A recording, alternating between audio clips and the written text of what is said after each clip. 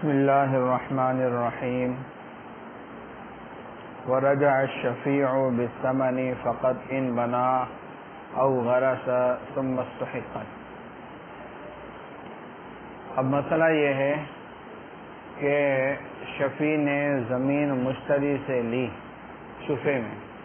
اور اس نے اپنا کام شروع کر دیا، اس پر عمارت بنائی یا درخت وغیرہ لگایا، پھر اس زمین کا مالک کوئی اور نکلا، کوئی اب کیا ہے، اس کو زمین دینی پڑے گی مالک کو، لیکن پیسے لے گا، مشتری سے لیا ہے تو مشتری سے، بائر سے لیا ہے تو بائر سے، تو اس سے پیسے بھروائے گا، لیکن صرف زمین کے، جو اس نے باغ درخت وغیرہ لگائے اس کے پیسے نہیں بھرائے گا، اور اسی طرح بنا کے پیسے نہیں لے گا۔ بات آگے سمجھ میں، بخلاف وہ صورت کے کہ شفیع نہیں ہو، بائع مشتری کو بیچ رہا ہے اور مشتری نے جو اس میں درخت وغیرہ لگایا، شفیع والی صورت نہیں، عام بے والی صورت، مشتری نے اس میں درخت یا عمارت وغیرہ لگائی، پھر کوئی اور مستحق نکل آیا، پھر کوئی اور مستحق نکل آیا، تو اس صورت میں وہ زمین وہ دے گا کس کو، اصل مالک کو، لیکن مشتری بائع کو کہے گا کہ بھائی مجھے پیسے جو درخت میں نے لگایا نا وہ بھی بھر کے دے، تو نے کسی اور کی زمین مجھے کیوں بیچی؟ بات آ گئی سمجھ میں، کیونکہ یہاں پر بائع مشتری کو خود جو ہے وہ کیا ہے، قبضہ دینے والا اور خود اس کے سپرد کرنے والا ہے، بخلاف شفیع کے، شفیع جبرن لیتا ہے، وہ نہیں چاہتے دینا لیکن وہ جبرن لے رہا ہوتا ہے، وہاں پر اس کی طرف سے خود تسلط دیا گیا ہے، یہاں پر کیا ہے، جبر کا معاملہ ہے، تو لہٰذا شفیع کو بھر کے نہیں دیں گے۔ ورجع شفیع بالثمن فقط، اور رجوع کرے گا یعنی واپس لے گا شفیع قیمت فقط، ثمن فقط، ان بنا اگر شفیع نے کوئی عمارت بنائی یا درخت لگائے، ثم استحقت، پھر زمین کا کوئی اور مستحق نکل آیا۔ آئی بات سمجھ میں، زمین تو اسی کو ملے گی جو اصل مالک ہے۔ اے ان اخذ الشفیع بالشفعہ، یعنی اگر لیا شفیع نے شفے کے بدلے میں، وبنا او غرس، اور کیا کیا، یہ وبنا ہے او بنا ہے، او غرض دکھاؤ، وبنا او غرس، اور اس نے عمارت بنائی یا درخت لگائے، ثم استحقت الارض، پھر زمین کا کوئی اور مستحق نکل آیا، رجع بالثمن، تو وہ ثمن واپس لے گا فقط۔ بات آگئی سمجھ میں، بنا اور غرض کی کا زمان نہیں لے گا۔ ولا يرجع بقیمت البناء والغرض او الغرض، اور نہیں رجوع کرے گا بنا یا غرض کی قیمت کا، علی احد، کسی ایک پر بھی، نہ مشتری پر نہ بائع پر، بخلاف المشتری، بخلاف کس کے، مشتری کے، یعنی شفے کے علاوہ جو بائع مشتری والی صورت ہوتی ہے، فإنه يرجع بقیمت البناء او الغرض، تو بے شک وہ رجوع کرے گا بنا یا درختوں کی قیمت کا، علی البائع، کس پر، بائع پر، لأنہ مسلط من جہتہ، کیونکہ وہ مسلط کیا ہوا ہے اس کی طرف سے، بخلاف شفیع کے، فإنہ اخذ جبرن، کہ شفیع زمین لیتا ہے جبرن۔ بات آ گئی سمجھ زبردست۔ وبکل الثمن ان خربت او جف الشجر، اب کیا ہے، بائع نے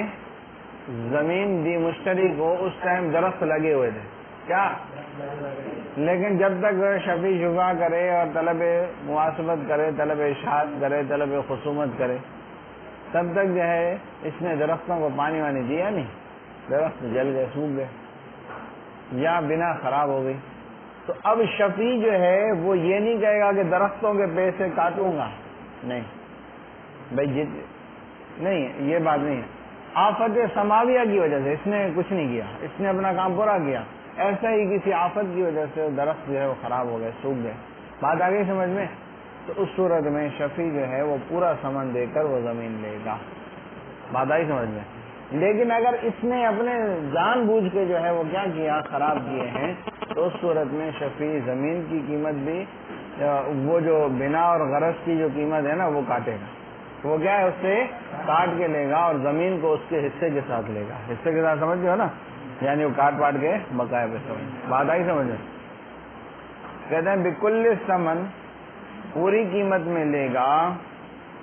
پورے ثمن میں لے گا شفیع، ان خربت اگر کیا ہو گئی خراب ہو گئی عمارت، او جف الشجر یا درخت سوکھ گئے، یعنی اشترا دارن خریدا مشتری نے گھر، فخربت پس اس کی عمارت خراب ہو گئی، او بستانن یا باغ خریدا، فجف الشجر درخت کیا ہو گئے سوکھ گئے، تو فشفی ان ارادہ یاخذ بالشفع، تو شفیع اگر ارادہ کرتا ہے کہ وہ شفع میں یہ زمین لے تو یاخذ بجمیع ثمن، تو لے گا تمام، لیکن اگر اس نے خود خراب کی ہے تو پھر تو اس سے کٹوتی کرے گا، زمین کو حصے کے ساتھ دے گا، وہی بتا واخذ العرصۃ لن نقص بحصتها، اور لے گا خالی زمین، عرصہ کہتے ہیں خالی زمین، نہ کہ ٹوٹی ہوئی چیز کو، یعنی عمارت اکھڑی ہوئی جو ہے ٹھیک ہے اس کو نہیں لے گا،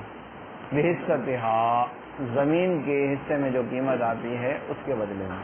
یعنی عمارت کی کٹوتی کر کے۔ کب؟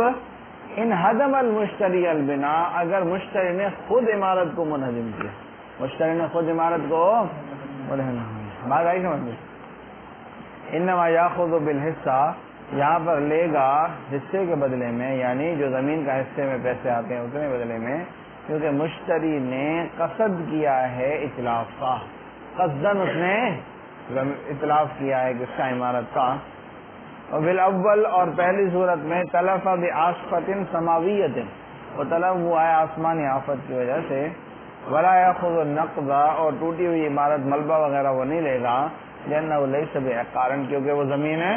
نہیں، اب زمین سے جدا ہو گئی نا تو اب شفع میں وہ چیز نہیں آئے گی، ولم یبق تبعا، لہذا وہ زمین کے تابع ہو باقی نہیں۔ وفی شراء ارض مع ثمر نخیل فیہا اولا ثمر علیہا فاثمر اباہ فاخذا۔ اب مسئلہ یہ ہے کہ دو صورتیں، کیا بائے ہے، اس نے باغ بیچا، زمین کے پر کھجورے بھی ٹھیک ہے، باغ بیچا اور باغ پر پھل لگا ہوا تھا، اس کھجوروں پہ پھل لگا ہوا تھا، اور مشتری نے شرط لگائی کہ پھلوں کے ساتھ میں خریدوں گا، اور شرط لگانا ضروری بھی ہے کیونکہ بغیر شرط کے پھل داخل نہیں ہو۔ مشتری نے پھلوں کے ساتھ خریدا، اب جو ہے جب شفیع شفا کرے گا پھلوں کے ساتھ ہی لے گا، بات آئی سمجھ میں؟ دوسری صورت، اس نے باغ بیچا، درخت پہ پھل نہیں تھے، اس کے پاس آ گئے درخت اور باغ اور اس کے ہاتھ میں پھل لگے، پھر شفیع نے لیا تو شفیع جو ہے وہ پھل سمیت لے گا، شفیع پھل یہ نہیں کہے گا کہ میں نے پھل لگائے میں توڑوں گا، بھائی وہ تو نکلے تو اس کے درختوں سے ہے نا، اس کی شفیع قیمت بھر رہا ہے، نہیں آئی بات سمجھ میں؟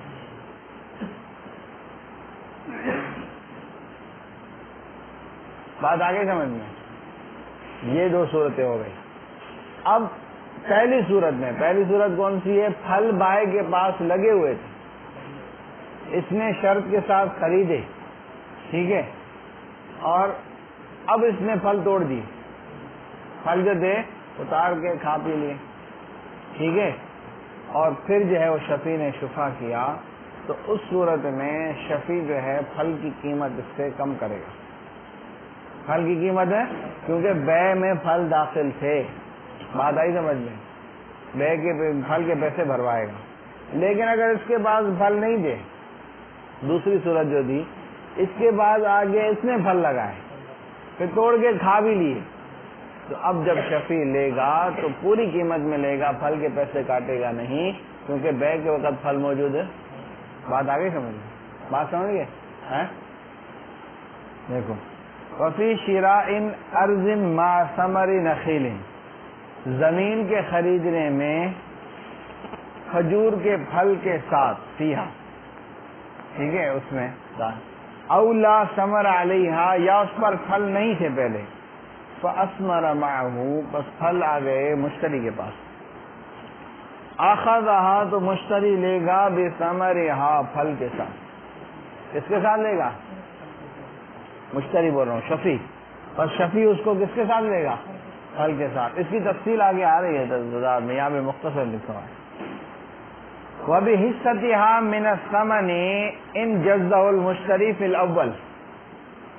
فی الاول مانا پہلی صورت میں، جب پھل بائے کے پاس ہی اب جمائی لی نا تو مکہ ماروں گا تیرے کو، بہت زیادہ جمائی لیتا ہے تو شیطان کی جو ہے نا وہ علامت ہے کہ شیطان گھس رہا ہے تیرے اندر. ہاں شیطان اندر سے منہ میں گھستا ہے وہ، سمجھا؟ جمائی نہیں لینا، روکو. ہاں جی بات آ گئی سمجھ میں؟ تو کیا فرمایا